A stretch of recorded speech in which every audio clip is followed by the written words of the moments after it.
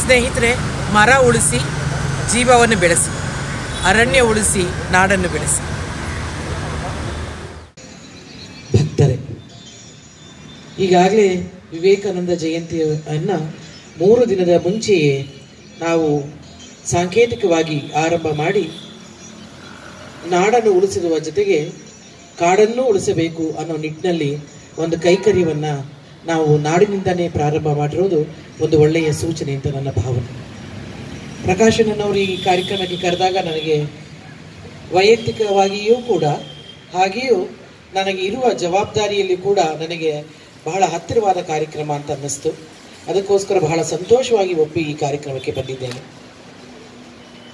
ವಿವೇಕಾನಂದರ ಕುರಿತು ಈಗಾಗಲೇ ಗೋಪಾಲಣ್ಣ ಅವರು ಹೇಳ್ತಿದ್ದಾಗೆ ಸ್ವಾಮಿಗಳು ಮಾತನಾಡ್ತಾರೆ ಅವರ ಬಗ್ಗೆ ಅಂತ ಹೇಳಿ.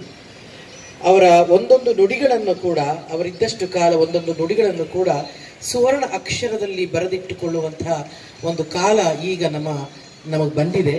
ಒಂದೊಂದು ನುಡಿಗಳು ಮತ್ತು ಒಂದೊಂದು ಹೇಳಿಕೆಗಳು, ಒಂದೊಂದು ಅವರಲ್ಲಿ ಇದ್ದ ಒಂದು ಶಕ್ತಿ ಇದೆಯಲ್ಲ, ಆ ಶಕ್ತಿ ಈ ನಾಡಿನ ಯುವತಿಯರಿಗೆ ಮುಖ್ಯವಾಗಿ ವಿವೇಕಾನಂದರ ಆ ದೃಷ್ಟಿಯ ಕೋನ ಅಥವಾ ಅವರಿಗಿದ್ದ ಒಂದು ಧೀಶಕ್ತಿ ಏನು ಅಂತ ಅರಿವು ಮೂಡಿಸೋದಕ್ಕೆ ಕೂಡ ನಾವು ಹಿರಿಯರು ಖಂಡಿತವಾಗೂ ಪ್ರಯತ್ನ ಪಡಬೇಕಾಗಿದೆ. ಅವರನ್ನು ಆ ಶಕ್ತಿಯಲ್ಲಿ ನಡೆಸಬೇಕಾದ ಕರ್ತವ್ಯ ನಮಗೆ ಕೂಡ ಇದೆ. ಈ ನಿಟ್ಟಿನಲ್ಲಿ ಈ ರೀತಿಯಾದ ಒಂದು ಒಳ್ಳೆಯ ಕೆಲಸ ಅಂತ ಒಕ್ಕಣಿಕೆಯಲ್ಲಿ, ಅಂದರೆ ಶೀರ್ಷಿಕೆಯೇ ತುಂಬ ಒಂದು ರೀತಿಯಾಗಿ ನಮಗೆಲ್ರಿಗೂ ಏನಂತಾರೆ ಇಂಗ್ಲೀಷ್ನಲ್ಲಿ ಕ್ಯಾಚಿ ಆಗಿದೆ ಅಂತೇಳಿ. ಅದು ಒಂದು ಒಳ್ಳೆಯ ಕೆಲಸ. ಈಗಿನ ಕಾಲದಲ್ಲಿ ಕೆಲಸಗಳನ್ನು ಮಾಡ್ತೇವೆ, ಅದು ಒಳ್ಳೆಯದೋ ಕೆಟ್ಟದೋ ನಮಗೆ ಗೊತ್ತಿಲ್ಲದೆ ಮಾಡ್ತೇವೆ. ಆದರೆ ಇಲ್ಲಿ ಹೇಳುವಾಗಲೇ ಒಂದು ಒಳ್ಳೆಯ ಕೆಲಸ ಅಂತ ಹೇಳಿಕೆಯಲ್ಲಿ ಬರೋದಿದೆಯಲ್ಲ, ಆ ರೀತಿಯಾದ ಒಂದು ಒಳ್ಳೆಯ ಕೆಲಸವನ್ನು ನಾಂದಿನ ಹಾಡಿದ್ದಾರೆ. ಇವತ್ತೊಂದು ಒಂದು ಸಂದೇಶವನ್ನು ಕೊಡೋಕ್ಕೆ ಹೊರಟಿದ್ದಾರೆ ಪ್ರಕಾಶಣ್ಣನವರು ಮತ್ತು ಅವರ ಸ್ನೇಹಿತರಿಗೆಲ್ಲರಿಗೂ, ಈ ಭಾಗದ ಎಲ್ಲ ನನ್ನ ಅಣ್ಣ ತಮ್ಮಂದರಿಗೆ ಮೊದಲನೇದಾಗಿ ಅಕ್ಕ ತಂಗಿಯರಿಗೆ ನಾನು ಅಭಿನಂದಿಸ್ತೇನೆ, ಧನ್ಯವಾದಗಳನ್ನು ಹೇಳುತ್ತೇನೆ. ಈ ಮೂಲಕ ಈ ಕಾರ್ಯಕ್ರಮ ಯಶಸ್ವಿಯಾಗಿ ನಡೆಯಲಿ. ನಾಡಿನ ಉತ್ತೇಜನವನ್ನ ಕೊಡಬೇಕು. ಅದು ಪರಿಸರವನ್ನು ಕಾಪಾಡುತ್ತೆ, ಮತ್ತೆ ನಮ್ಮ ತನವನ್ನು ಕೂಡ ಅದು ಉಳಿಸೋ ದೃಷ್ಟಿಯಿಂದ ಪರಿಸರ ಇದ್ರೆ ಮಾತ್ರ ನಾವು, ಪರಿಸರ ಇಲ್ಲ ಅಂತ ಹೇಳಿದ್ರೆ ನಾವಿಲ್ಲ. ಪರಿಸರದಲ್ಲಿ ಮರಗಳು ತುಂಬಾ ದೊಡ್ಡ ಪ್ರಮುಖ ಪಾತ್ರವನ್ನ ವಹಿಸುತ್ತೆ. ಈಗ ಪ್ರತಿ ಊರಲ್ಲಿ ಒಂದು ಅರಳಿ ಮರ ಇರುತ್ತೆ.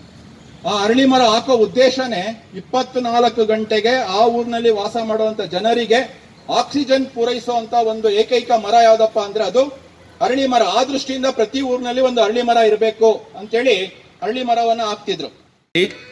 ನಮ್ಮ ತನವನ್ನ ಜಾಗೃತಗೊಳಿಸಿ ಒಂದು ಎದೆ ಎತ್ತಿ ನಡೆಯುವ ರೀತಿಯಲ್ಲಿ ಇಡೀ ಪ್ರಪಂಚದಲ್ಲಿ ಒಂದು ಭಾರತೀಯತೆಯನ್ನ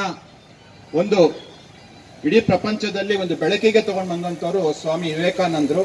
ಅಲ್ಲಿಯವರೆಗೆ ಭಾರತದ ಬಗ್ಗೆ ಇದ್ದಂತ ಒಂದು ಅಭಿಪ್ರಾಯವನ್ನ ಬದಲಾವಣೆ ಮಾಡಿ ಭಾರತದ ಬಗ್ಗೆ ಇಡೀ ಜಗತ್ತು ವಿಶ್ವಗುರುವಾಗಿ ನೋಡಬೇಕು ಅನ್ನುವಂಥ ವಿಚಾರವನ್ನ ಇಡೀ ದೇಶಾದ್ಯಂತ ವಿಶ್ವಾದ್ಯಂತ ಪ್ರವಾಸ ಮಾಡಿ ಅವರು ಭಾರತದ ಗೌರವವನ್ನ ಹೆಚ್ಚಿಗೆ ಮಾಡಿದಂಥವರು. ಪ್ರತಿಯೊಬ್ಬ ಯುವಕನಿಗೂ, ಪ್ರತಿಯೊಂದು ಸಮಾಜಕ್ಕೂ ಸ್ವಾಮಿ ವಿವೇಕಾನಂದರ ಆದರ್ಶ ಏನಿದೆ, ಅವರ ವೀರ ಸಿಂಹ ಗರ್ಜನೆ ಏನಿದೆ, ಅದು ಅವರ ವ್ಯಕ್ತಿತ್ವವನ್ನ ಬದಲಾವಣೆ ಮಾಡ್ತಕ್ಕಂಥ ಮಾತುಗಳು. ಇವತ್ತಿಗೂ ಕೂಡ ಸ್ವಾಮಿ ವಿವೇಕಾನಂದ ನಮ್ಮೆಲ್ಲರಿಗೂ ಆದರ್ಶ. ಇವತ್ತಿಗೂ ಅನೇಕ ಜನ, ಸಾವಿರಾರು ಜನ ತಮ್ಮ ಜೀವನದಲ್ಲಿ ವಿವೇಕಾನಂದರನ್ನ ಆದರ್ಶವಾಗಿಟ್ಕೊಂಡು ಇವತ್ತು ಅನೇಕ ಸಾಮಾಜಿಕ ಚಟುವಟಿಕೆಗಳಲ್ಲಿ ತೊಡಗಿಸ್ಕೊಂಡಿರುವಂತ ಅನೇಕ ಜನರಿಗೆ, ಪ್ರಮುಖರಿಗೆ ಯಾರಪ್ಪ ಆದರ್ಶ ಅಂತ ಹೇಳಿದ್ರೆ ಅವರು ಸ್ವಾಮಿ ವಿವೇಕಾನಂದ.